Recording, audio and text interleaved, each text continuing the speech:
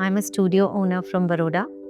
I've been running studio spaces in Baroda past 20 years. Mainly, I started my gallery as a gallerist thanks to my studio because I am from Baroda and my parents are art patrons and I grew up with artists. And when I was still growing up in Baroda, Baroda is not the way it is today. There was less to do, but that's great because we relied on books and we relied on going for art openings and musical programs at the palace. And my house was actually like there was a salon which used to be held by my mom with lots of artists coming home. And I'm talking about the late 1980s and the early 1990s and mainly 1980s when a lot of artists used to come to Baroda to study at the very famous MS University. And after they graduated, it was very difficult for them to carry their works.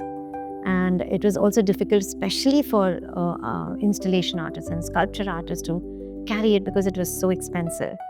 And lots of times my parents used to buy them or make their friends buy it. And that's how the salon started, that my Madhu auntie became like a really a good friend to the MS University students.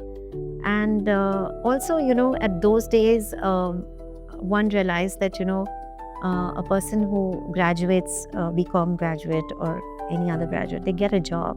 It was very difficult for an artist to actually find a reason to be able to earn immediately after his graduation.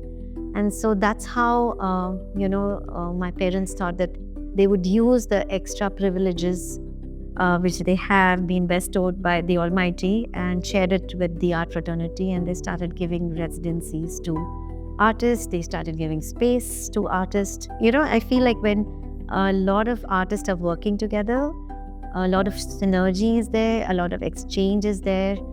And that's what the AQAT Creation became because 2004, the first batch of students were Jagannath Mahapatra, Lokbal, Pulak, Sarika. There were a whole lot of people who were doing a lot of photorealism in those days.